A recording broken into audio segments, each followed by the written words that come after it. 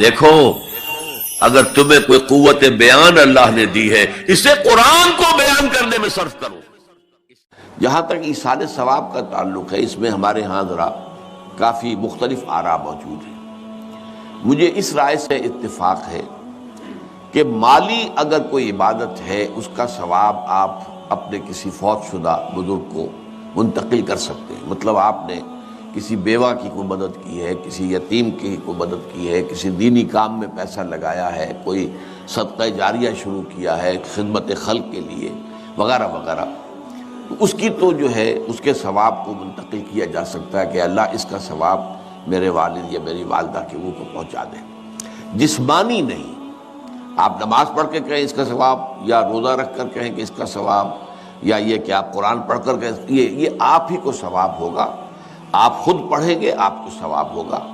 البتہ ایسے تمام افعال کے بعد جب آپ اللہ سے دعا کریں گے، یہ نہیں کہیں گے کہ میرے اس فعل کا ثواب منتقل کر دے، اے اللہ میرے والدین کی مغفرت فرما،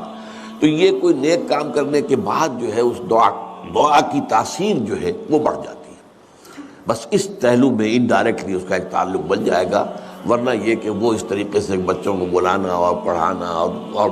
یہ جو ہے سوئم میں کرنا اور قرآن خوانی کی محفلیں، یہ سب بدعات ہیں اور یہ در حقیقت دین میں اضافے ہیں اور ان کی کوئی حقیقت نہیں ہے۔ دیکھیے انسانی زندگی کے یہ 3 دور ہیں۔ حیات دنیاوی جو ہماری پیدائش سے شروع ہو کر اور ہماری موت پر ختم ہو جائے، پھر حیات برزخی موت سے لے کر قیامت کے دن تک، اور پھر حیات اخروی ہے قیامت میں ریزوریکشن کے بعد سے وہ زندگی جو ہے جو جنت یا دوزخ کی ہے۔ اس میں ان دونوں زندگیوں کے بارے میں تفصیل سے کوئی بات کرنا بالکل غلط ہے اور اس سے فتنے پیدا ہوتے ہیں۔ ظاہر بات ہے کہ قبر، جسم تو قبر میں رہتا ہے، اس میں تو کوئی شک ہی نہیں ہے، روح کہاں جاتی ہے؟ کیا وہ بھی قبر ہی میں رہتی ہے یا کہیں اور چلی جاتی ہے؟ قرآن مجید میں سجین اور اعلیٰ علیین کا ذکر موجود ہے، لیکن یہ تمام چیزیں متشابہات میں سے ہیں۔ یہ تمام چیزیں قرآن مجید میں سورہ آل عمران کے شروع میں بیان کیا گیا ہے کہ ہم نے یہ کتاب اتاری ہے، اس میں کچھ آیات محکمات ہیں، کچھ متشابہات ہیں۔ وہ متشابہات کا ایگزیکٹ مفہوم جاننا اس وقت ہمارے لیے ممکن نہیں ہے۔ یہ تو جب اس عالم میں ہم پہنچیں گے تو معلوم ہوگا کہ ہاں یہ بات تھی کہ جو قرآن مجید میں اس طور سے کہی گئی تھی۔ لیکن یہ کہ اس وقت جو ہے جتنا کچھ ہمیں حدیث صحیح میں مل جائے یا قرآن میں مل جائے، اس عالم برزخ میں بھی یہ تو ہوتا ہے کہ جو نیک لوگ ہیں انہیں کچھ نہ کچھ جو ہے اثرات اچھے ان پر پڑتے رہتے ہیں، ان کی ارواح پر کہہ لیجئے، اور کچھ جو برے ہیں ان کے اوپر جو آخری انجام ہونا ہے اس کی کچھ ریفلیکشن ہوتی رہتی ہے، جس کو حدیث میں کہا گیا ہے کہ ہر قبر جو ہے وہ یا تو جنت کے باغیچوں میں سے ایک باغیچہ ہے یا دوزخ کے گڑھوں میں سے ایک گڑھا ہے،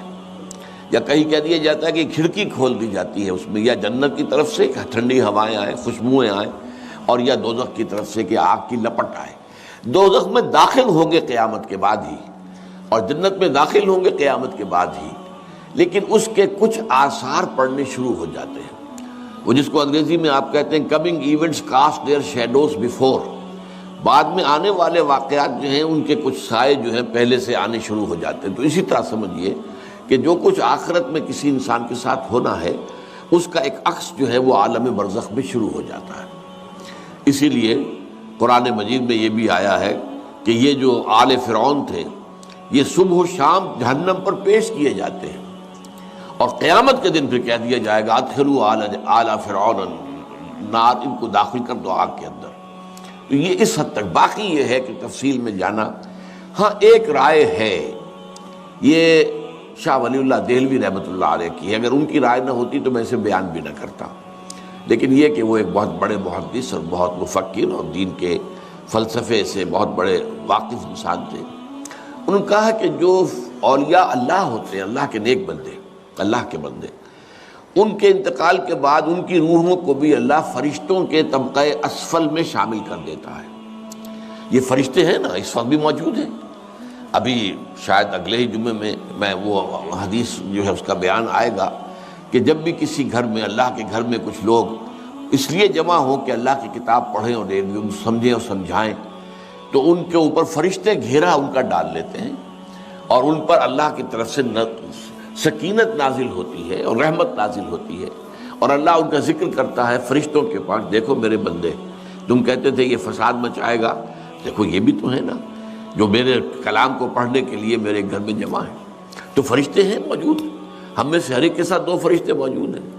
تو یہ فرشتہ اسفل ہے، سب سے نیچے، جو دنیا کے کاروبار کو چلانے میں اللہ تعالیٰ کے سول سرونٹس ہیں۔ پھر اس سے اوپر کے فرشتے ہیں، اس سے اور اوپر کے فرشتے ہیں، پھر مقربین ہیں جو اللہ تعالیٰ کے قریب ترین فرشتے ہیں۔ لیکن یہ کہ ملائکہ کے طبقہ اسفل میں شامل کر لیتے ہیں تاکہ جو کام اللہ تعالیٰ ملائکہ سے لیتا ہے وہ ان سے بھی لینے شروع کر دیتا ہے۔ لیکن ہمیں یہ اجازت نہیں ہے کہ ہم فرشتوں کو پکار کر کہیں کہ اے فرشتے، اے جبریل، اے میکائیل، یا فلاں، اے منکر، جو یا میرے جو ہے